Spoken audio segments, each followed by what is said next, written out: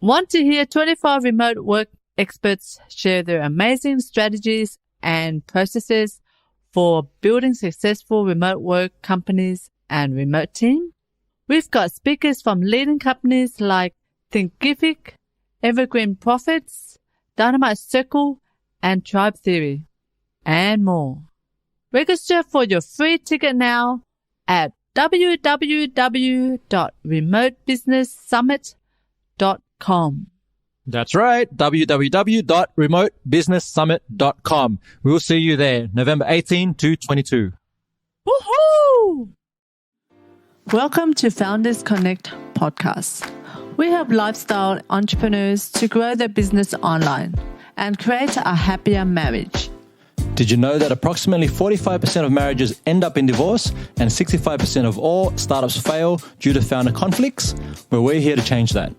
Each week we bring you an inspiring guest and practical tips to help you with business, relationships, and sustainable living. Now let the fun begin!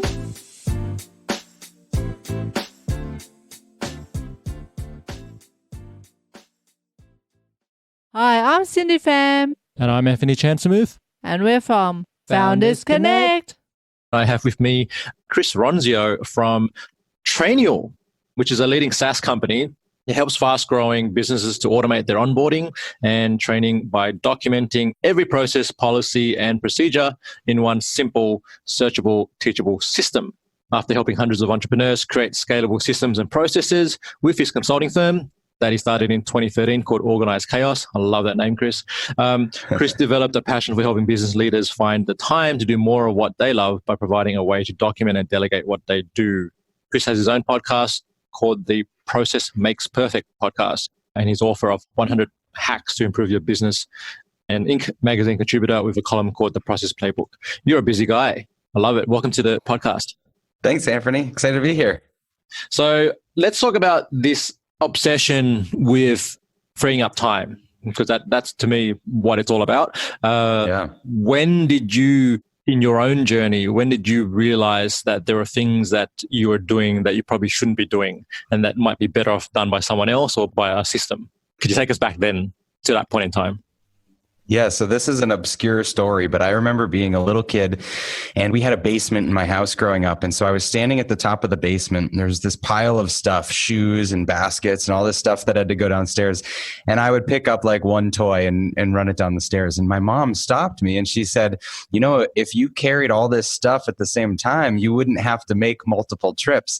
And so I remember carrying all this crap down the stairs so that I didn't have to keep going up and back and up and back. And that's when I really learned how to be efficient, which, like I said, it's a crazy story, but it stands out so clearly to me. And so as I was growing up all through childhood and then through my first business, I was just obsessed with this idea of how can I automate and systemize and just be as efficient as possible. And so when I started consulting, that's what it was all about. It was how do we use tools and B2B services and this new gig economy and just connect people with resources to get things done so that they can save as much time for what they're really great at. You know, it's been since I was a little kid. I remember even to the point of I would take Ubers or Lyfts around town to all my meetings instead of driving my cars because I could get more done in the backseat of the car instead of wasting time commuting. Or I would, hire someone off TaskRabbit to come and iron my clothes so that I could be sending out more proposals instead of going through the laundry. Like this constant bringing in the service providers. It's almost a challenge to myself to be more productive during those hours because I'm paying someone else to do the low revenue driving stuff. Yeah. And that's a really good way to look at that, right? It's like, what is the value of an hour or time? And then like, if you actually go and outsource it to someone else, then you kind of have to force yourself to create the revenue or to create the cash flow to be able to make that happen, right? And with other people, they tend to go the other way, which is I'll make the money first and then I'll start delegating and outsourcing. And then it's kind of, they often might not even get there because the mindset is a little different. Yeah, you create this dependency. It's like, if I ask someone what's their hourly rate or what's their ideal billable or hourly, whatever you want to call it, and they said, it should be $100 an hour, yet they're driving to the post office and they're delivering something to a customer. And you add up all that time and they say, well, I'm not going to spend $10 an hour for the courier because I have nothing to do right now. It's an unused hour. So I'd rather make $10 than make $100. But if you start to think like that, you fill up all your time and you end up in this position where it's harder to delegate than if you just did it from the beginning. Yeah, 100%. Now, I want to ask you to go back into your history. I want to say thank you to Chris's mom for just like, I'd imagine there was but do you have siblings? Yeah, I have a brother. Okay. Is he like you in terms of the way he operates? Absolutely. He's and he runs marketing here at Trainual. So we're cut from the same cloth. I love it. I was going to say, there may be some other people in your family or that you would drive crazy with the constant wanting to systemize everything. Because, people who don't do that, it's really strange for them, that concept of, it's like, why are you so pedantic about this? But I get it. And I can relate. So yeah, I want to ask you about a moment in your history where you felt was probably one of your most courageous decisions that you've made. At a time, maybe you're like freaking you out or whatever, or could you take us to one of those moments? Sure. I would say starting Trainual, and there's a reason for that. So before Trainual existed, I was running a consulting firm that was a 7-figure business, had employees, had an office, had overhead, healthy business. And the idea of starting a SaaS company was appealing because it was infinitely scalable. But we knew we were starting off at zero. And so to burn down a 7-figure business to start at zero is a really daunting thing to do. So I'd say that was probably the most courageous thing. When I made the decision to go after Trainual, I had a meeting with my employees and we said, this is what we're going to do. Is everybody okay with it? Everybody signed off on it. And so we retracted proposals that we had out to new consulting clients. We gave notice to all of our existing consulting clients that we were phasing out within 3 months. And we started fresh with Trainual, a software business, and went from making $150,000 a month to making $4,000 in our first month with Trainual. And it was a big leap that sent us into a big spiral of debt. I think that was, it's hard to trade in a good life because you want a great life. It's easy when things aren't working and you pivot and you try something different. But when things are good, when you're making a good salary, a good income, when you're not working yourself to the bone, you've got a great team of people, it's really hard to shut that down and start doing something different. And so I think that took the most courage. That's huge. And also because you literally have other people's lives in your hands. You're relying on that income, or the security, and you're going, look, this is where the ship is going, and then you're coming on board. And I'm glad, the team did say, yes, we believe in this. Why did you make that courageous decision? Like, why the SaaS company? You are listening to the Founders Connect podcast, helping lifestyle entrepreneurs to grow their business online and create a happier marriage. Now back to the show. So the decision was mostly because I went to this conference and this message stood out to me like someone punched me in the head. And they said, in your business, think of how you're working with your customers. Are you being a leader? Are you showing them how to do it and you're creating people that know how to do the work? Or are you being more of like a savior where you're doing all the work for them and they rely on you and they're dependent on you? And if all of a sudden you stop doing that work for them, then there's this victimhood where they're mad at you because you used to solve that problem and now you're not solving it anymore. And I looked back at my consulting and thought, man, that's exactly what I'm doing. Like we fly in, we solve problems for people.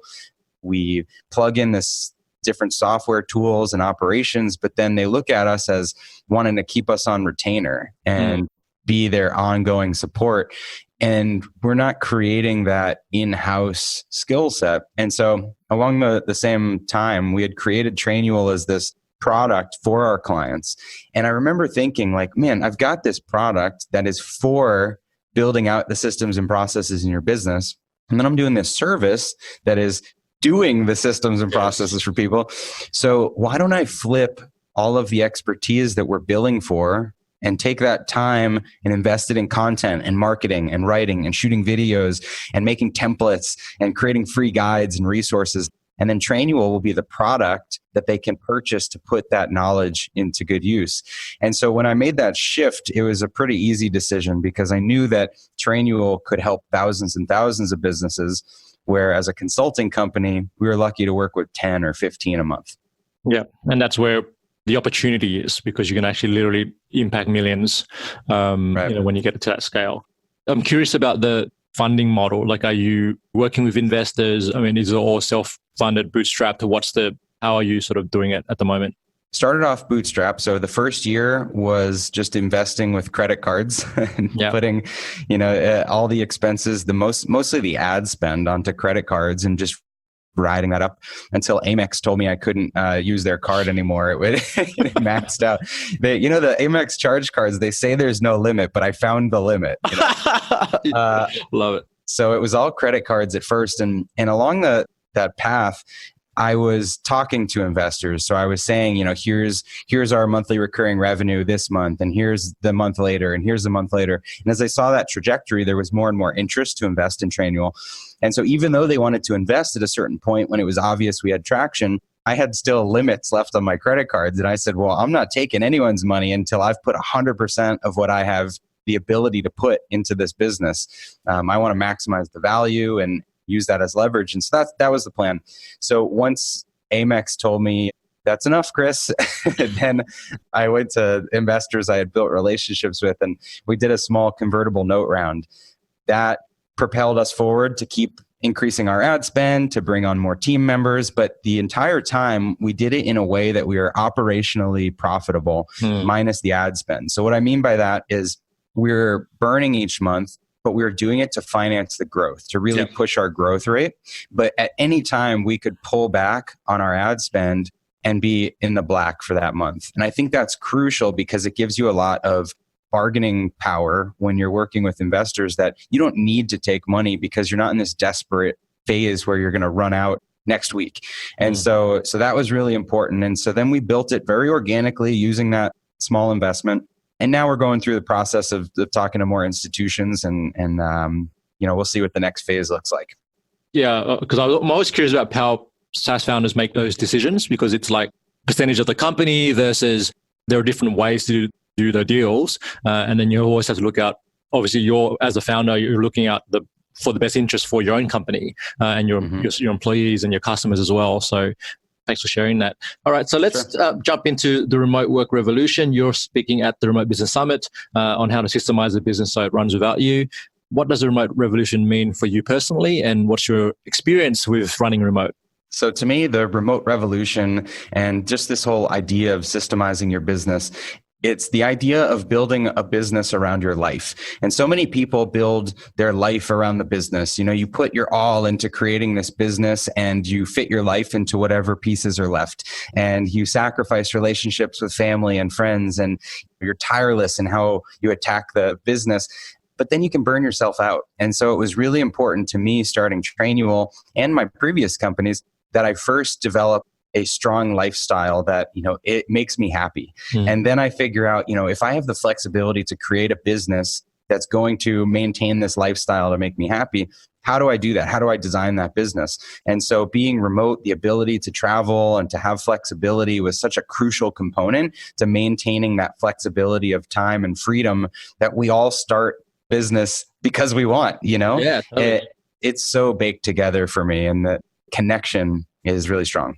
And how big is the team at the moment? And are they all, where are you guys based?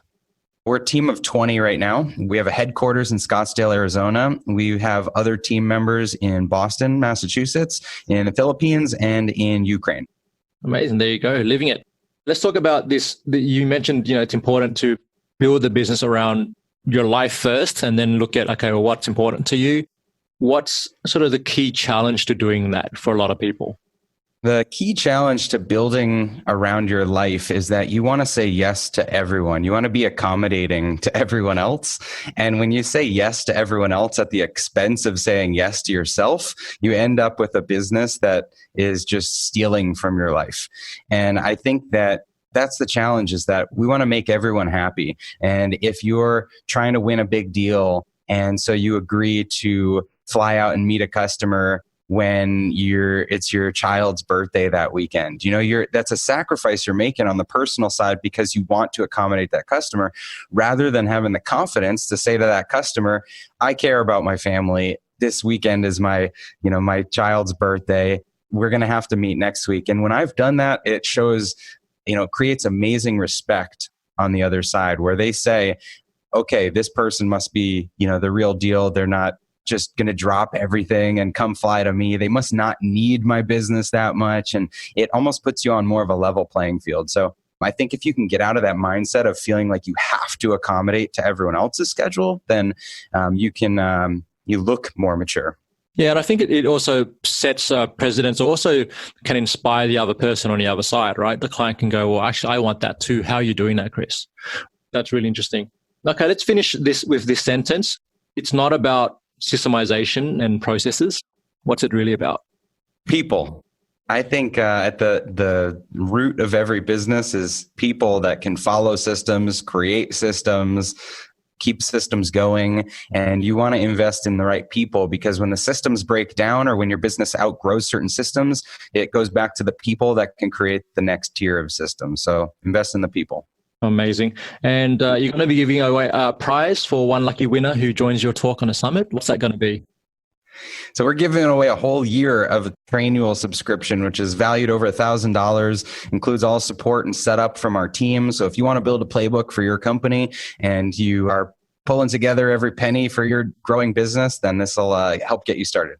Amazing. All right. Really respect that. And yes, if you want to jump in on the session with Chris on how to systemize a business so it runs without you, head over to www.remotebusinesssummit.com.